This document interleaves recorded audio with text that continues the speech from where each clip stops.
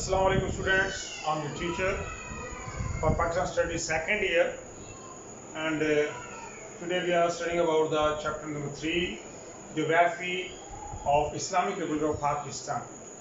As we know that Pakistan has came in 1947, 14th August, and its area is 7,96,096 square kilometers.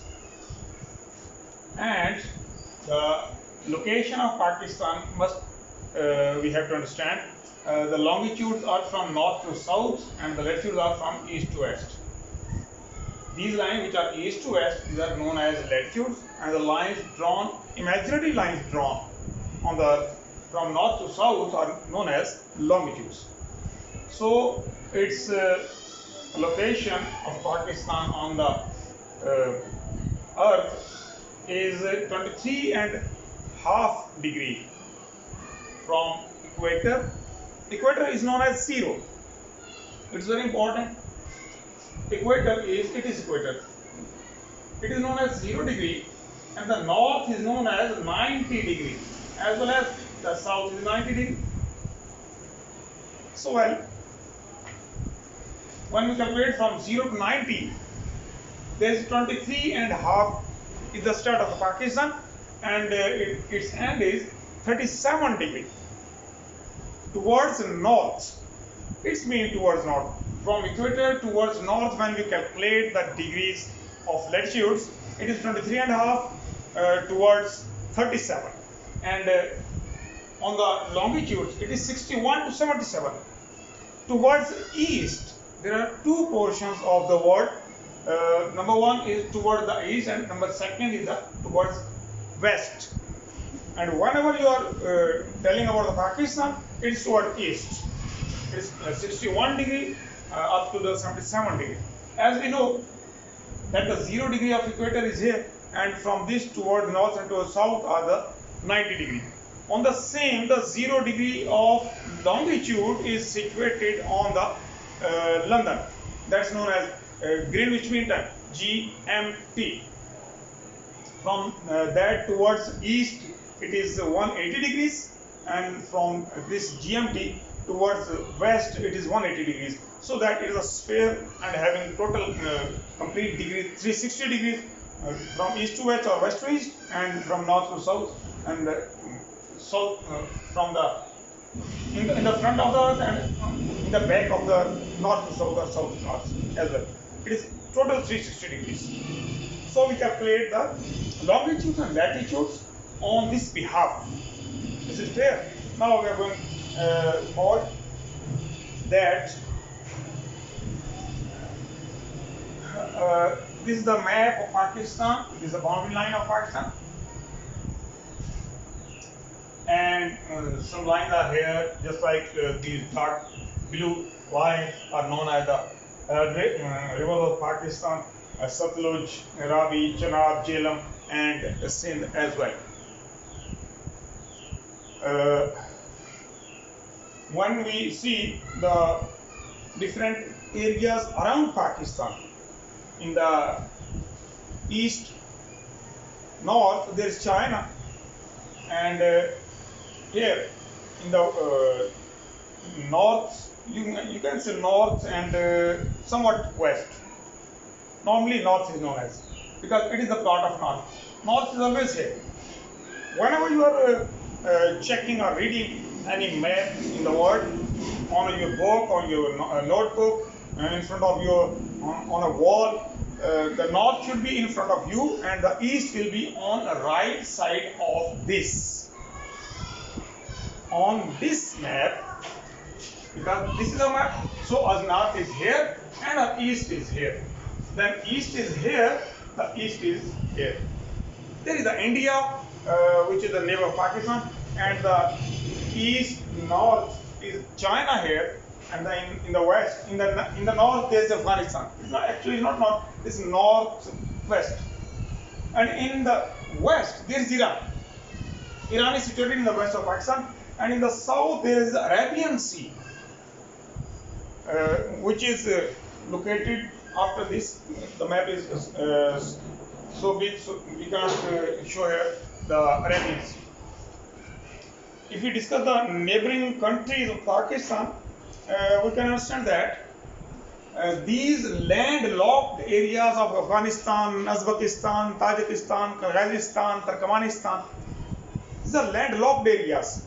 They need any port to maintain their business all over the world, and the closest way to these countries is Karachi or Gwadar, so that they need the route from Pakistan, and they pay something here when they are passing through Pakistan, and it's an earning of Pakistan also. These landlocked areas haven't any port. If they try to touch the India, they must pass here from Nepal towards India, and afterwards very long distances here. There's Bombay, or in the east there will be the Chennai. It is so far, it's more than 6,000 kilometers. So it's not possible for them. So it is easiest and closest way to reach to the Karachi and to make business, international businesses. So they use a route, they use the route of Pakistan, and it is the profit of Pakistan, as well as Pakistan has the very close friendship relations toward these countries also, because they are rich in the oil and gas and other minerals. Now we are discussing about the different reliefs of Pakistan. There are 4 portions of Pakistan. That means we have to draw here. Whenever we are watching any country, this should be, I am drawing here within this portion, just in a very close zoom. If there is a sea, then there is a plain. After the plain, there is a height area that's known as plateau. And the more than that plateau is known as the mountain, which is the highest place of that country. In the same Pakistan, there are the different areas, just like plain areas in Pakistan, Punjab, Sindh, and other areas. And the areas which are more high than the plain areas, those are known as plateaus. There are 2 plateaus in Pakistan. Number 1 plateau is in Pochwar plateau, and the second plateau is in the Balochistan. It is known as the Balochistan plateau. There are 2 plateaus in the Pakistan. That is known also the highest place of the country also. Highest place, because the mountains are not the highest place where anyone can stay and anyone can lie here. These are very uneven areas on the mountains, so no home situation over there. That's why the plateaus are used. As we know that in the Afghanistan, it is known as the highest roof of the world, and as well as the best plateau of the world is in the Yemen, which is so rich in the fruits. Pakistan's plateau, the Balochistan plateau is not so rich, but its Pochwar plateau is very rich, and it's a beautiful area having different temperatures all over the country. We will discuss all of that. Now, the last thing is the mountain. There are different areas of mountains in the Pakistan. I want to discuss about these areas, how these areas are in the Pakistan. As we know, the map of this map of Pakistan shown here is like this. It is the east, and the left is the west. The north is here. When we discuss that which is the highest peak of Pakistan, that is the peak is known as K2, and it is the it is situated in the Karakoram, which is lying here.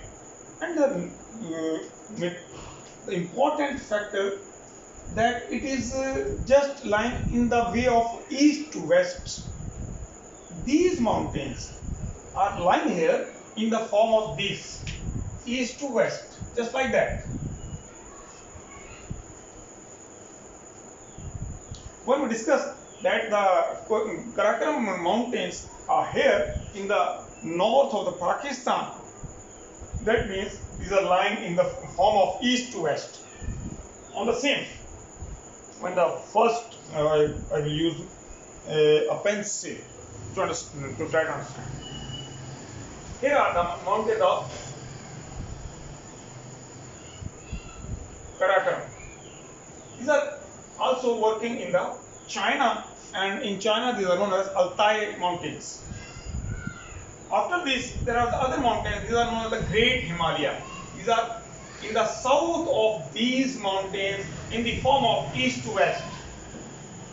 Remember, these mountains are east to west.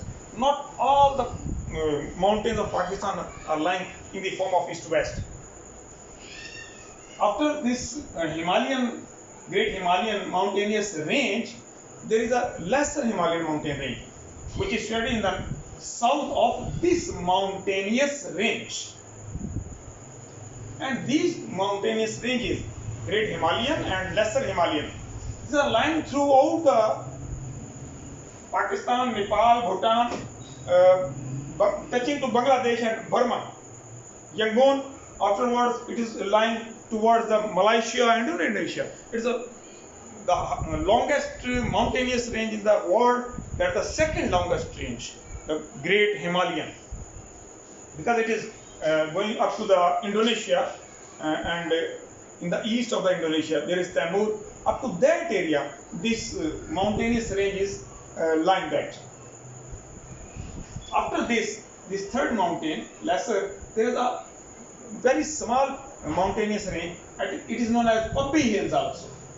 It is also lying in the south of these mountainous ranges, the lesser Himalayan mountainous ranges. These are lying just east to west.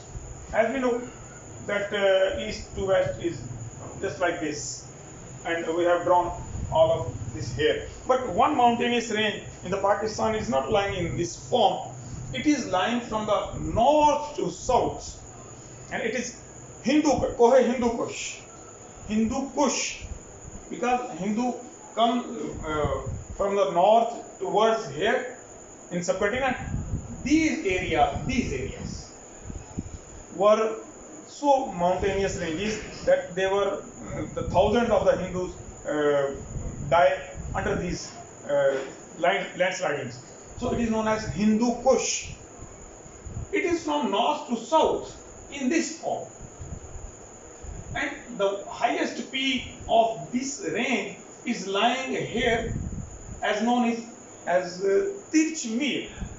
It is the highest peak of Pakistan, of Hindu Kush. Not of Pakistan, but highest peak of Hindu Kush. The Hindu Kush range is so long in the Afghanistan, but the last touch of the Hindu Kush is touching in the Pakistan, and its highest mountain in Pakistan is Tirchmir. We will discuss on the height of every mountainous range, or the highest mountains in the Pakistan. But now just only we are trying to understand that where these are lying about. The next is Lesser Himalayan, Sub-Himalayan, Pabbi Hills has been completed. Now the Hindu Kush range has been completed. It is 7690. The others are Swat and Chitral mountains. These are the Swat and Chitral mountains. They are very small area. And the important factor of the world is this, that this area is that one where the great three tectonic plates under the crust of Earth are lying here and touching to each other. The Australian plate is lying here, the Russian plate is lying in the north, and the Arabian plate is lying in this area, Arabian Sea and the other Arabian countries. So these are matching all of these under this area. Due to that, the earthquakes are more here. That's with comparison to the other areas of Pakistan. Now we are going to discuss the different heights of the mountains in Pakistan. As we know that the highest peak of Pakistan is lying here in the Karakoram mountainous range, and it is 8,611 meter high. 8611 meter high, known as K2. Maybe it will be right or not. No, it's not writing. Here is K2.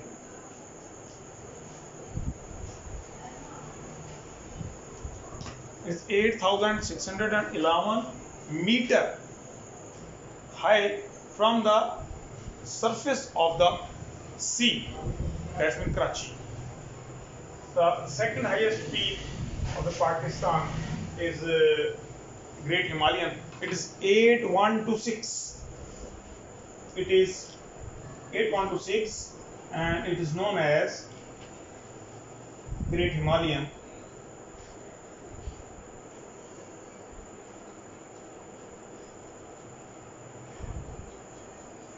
Nanga Parvat. The Nanga Parvat is here.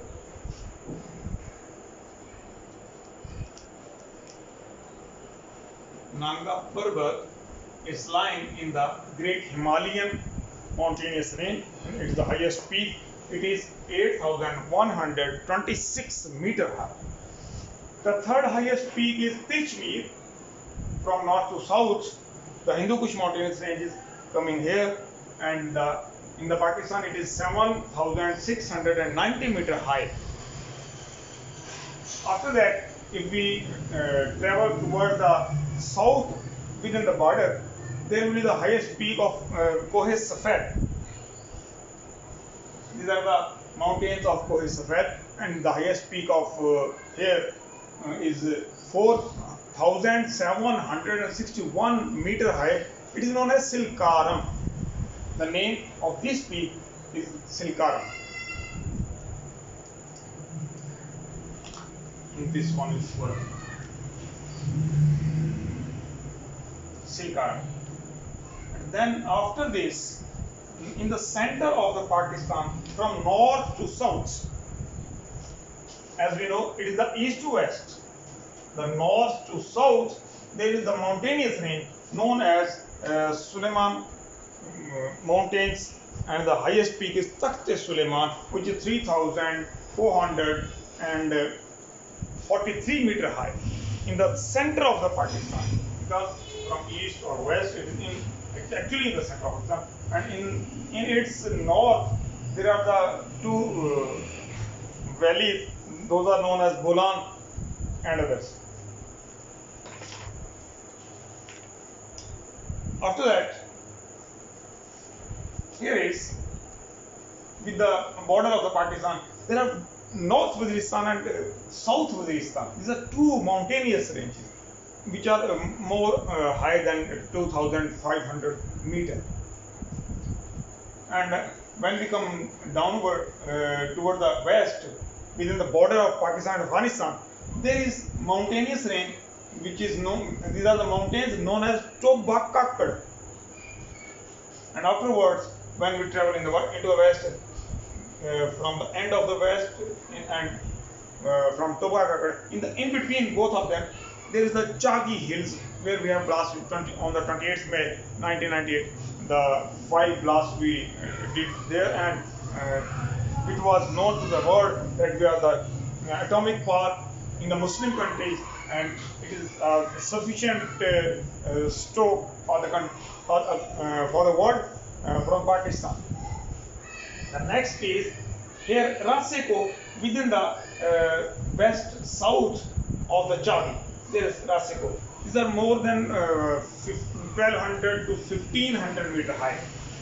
Also there are Lasbela and Kohekirthar. These are also known as from north to south. Just like this, Suleiman mountains are north to south. The Lasbela and Kirthar mountains are from north to south. These are Kirthar, and the Lasbela and Hab, these are here. Both are these here in the form of north to south mountains, and having the highest peak here is 1,200 meter high. These are the mountains present in Pakistan, and within this we will study that which areas are plain and which areas are the deserts of the Pakistan. I'm going to discuss about the deserts of the Pakistan. Just like this. This one is the Thal, in between both rivers, Jhelum and Indus River. It is Thal. It is a desert area. The second desert area is in the south of Rasiko. It is the Rasiko, and in the south of this there are the Haran desert, which is present here.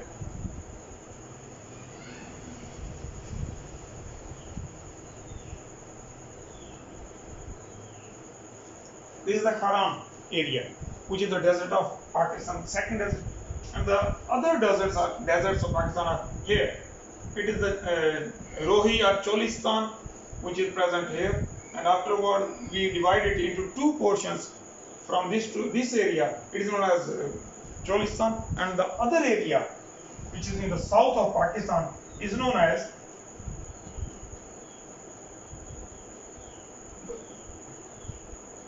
Tharparkar. I want to draw it completely. Yes, it is the Tharparkar area, and this is the Cholistan of Pakistan. These dotted lines are presenting the division of the province of Pakistan. Just like it is Punjab. This one is Punjab, and this is the KPK. Also, this is Balochistan. This dotted area is recommending Balochistan, and this area is known as Sindh, Indus Valley.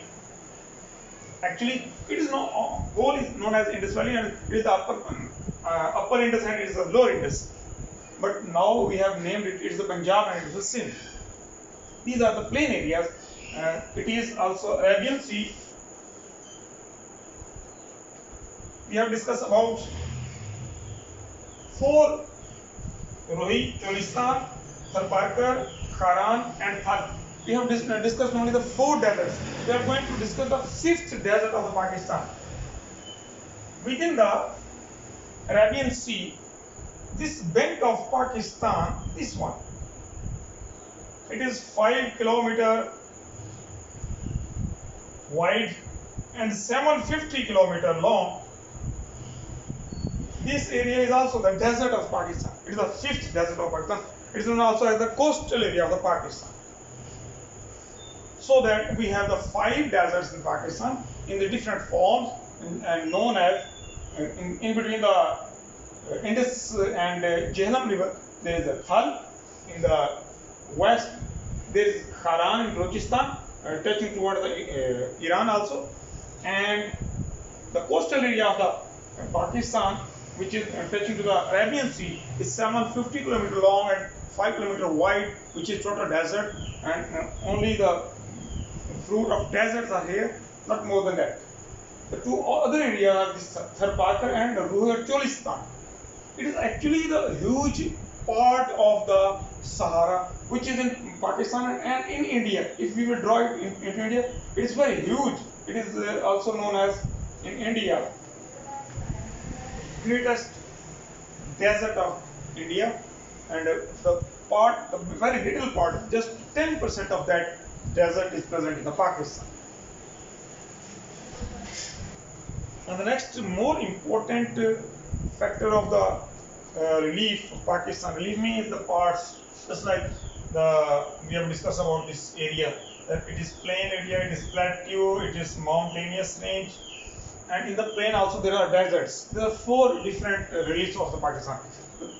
The next is in between 2 mountains there is some area that is known as